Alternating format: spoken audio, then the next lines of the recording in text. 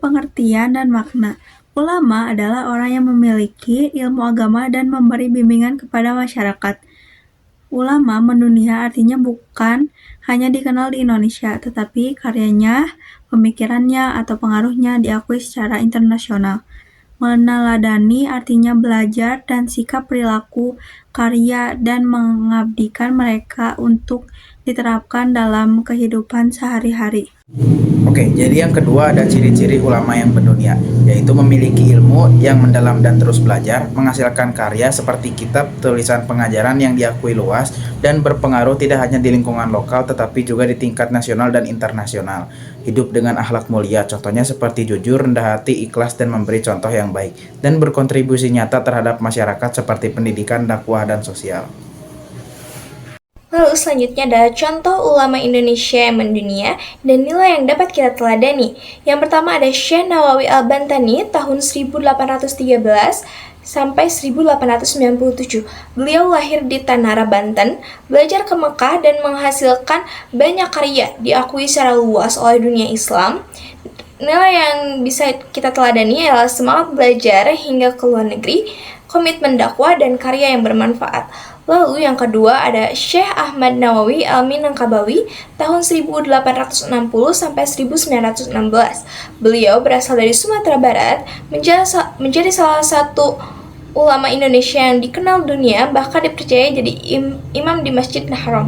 Nilai yang dapat kita teladani ialah rendah hati meskipun punya prestasi besar dan integritas dalam ilmu dan amal.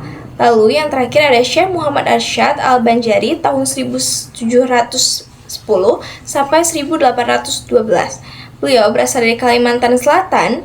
Karya beliau ialah Sabilul Muhtadin, banyak dipakai sebagai rujukan di Nusantara dan luar negeri. Nilai yang dapat kita teladani ialah kontribusi pendidikan dan keilmuan yang diteruskan generasi berikutnya. Sekian, selanjutnya. Nah, yang keempat, ada nilai-nilai yang dapat diterapkan dalam kehidupan sehari-hari. Yang pertama, semangat menuntut ilmu. Belajar dengan sungguh-sungguh tanpa mengenal lelah. Yang kedua, rendah hati dan sikap teladan.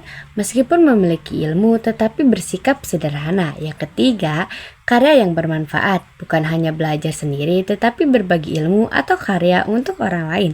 Yang keempat, akhlak baik. Jujur, amanah, ikhlas, dan menghormati sesama. Yang terakhir, ada pengabdian kepada masyarakat, membantu orang lain, dan menyebarkan kebaikan.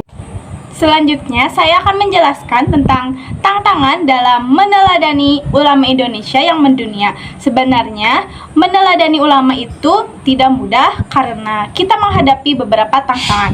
Tantangan pertama adalah tantangan internal, yaitu tantangan yang datang dari diri sendiri, misalnya rasa malas belajar, kurang disiplin, atau mudah menyerah ketika menghadapi kesulitan.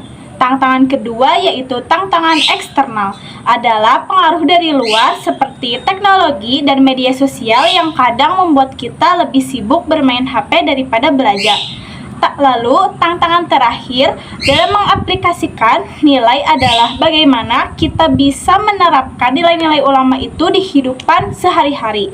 Kita sering tahu ilmunya, tapi susah untuk benar-benar mempraktikkan akhlaknya. Jadi, kita harus belajar untuk lebih semangat, fokus, dan meniru keteladanan para ulama yang tetap berjuang menyebarkan ilmu dan kebaikan.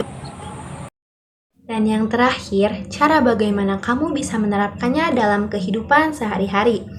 Yang pertama, dengan membuat jadwal belajar rutin dan disiplin.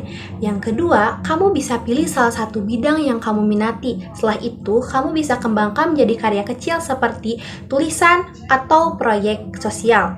Yang ketiga, selalu teladan sikap baik di lingkungan sekolah, rumah, maupun pertemanan.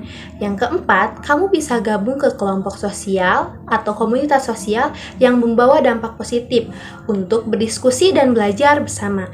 Yang kelima, selalu bijak menggunakan media sosial untuk mencari ilmu dan kebaikan, bukan untuk mencari konsumsi publik saja. Terima kasih.